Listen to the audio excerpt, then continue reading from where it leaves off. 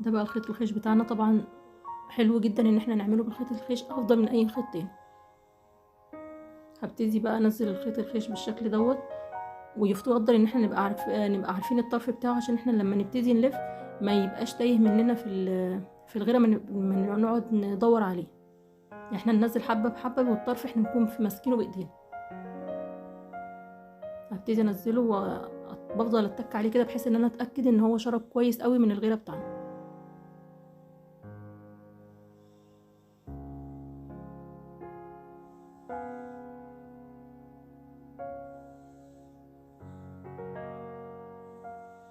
بيبقى بالشكل ده كده. طبعا انا هو معايا الطرف بتاعه، هبتدي اربط مش اربط، الف كده الطرف بتاعه على المكان اللي احنا بننفخ منه البالونه، وهبتدي برضو الف كده بشكل عشوائي. اهم حاجه ان احنا لما نيجي نلف بشكل عشوائي يكون برضو شكله حلو، بحيث ان هو دوت الشكل اللي هيبقى معانا في الاخر.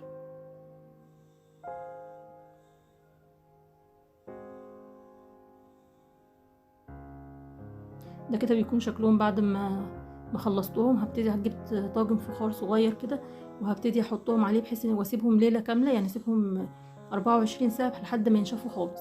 ده كده بيكون شكلها بعد ما نشفت. ببتدي اجيب دبوس او اي حاجه، وهبتدي اخرم ابتدي اخرم كده. بصوا هيبقى بالشكل ده. انا المقطع بتاع الكره الخيش اتمسح من عندي، فانا وريته لكم بالشكل دوت. ببتدي اخرمها بالشكل دوت. طبعا البالونه شويه هتكون عشان الغيره تكون ماسكه شويه، فانا ببتدي اسلكها بحاجه بسيطه، فهي بتفك مع نفسها.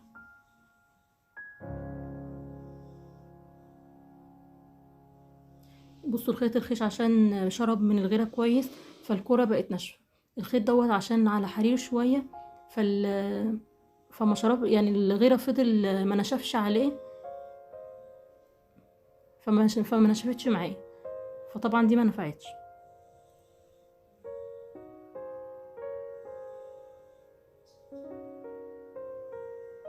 انا بقى بعد ما بشيل البالونه منها، ببتدي بقى انضف الغيره الزياده ده اللي بيكون موجود، بحيث ان هي يكون شكلها في الاخر حلو، ما يبقاش باين فيها. طبعا الغيره بيكون شفاف، بس برضو بحاول ان انا على قد ما اقدر انضفها.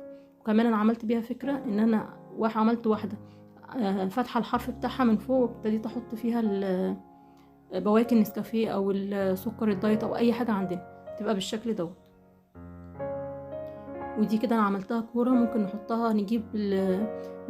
عملنا منها كذا، انا عملت منها كذا واحده صغيره بتبقى بالشكل دوت، وحطيتها كده على طبق اللي هو اطباق الديكور.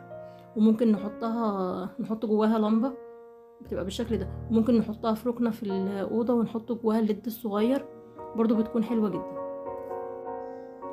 اتمنى لو عجبتكم الفكره وعجبكم الفيديو، ما تنسوش تدعموني بلايك وشير واشتراك في القناه وتفعيل الجرس عشان يوصلكوا اشعار باي فيديو جديد هنزله.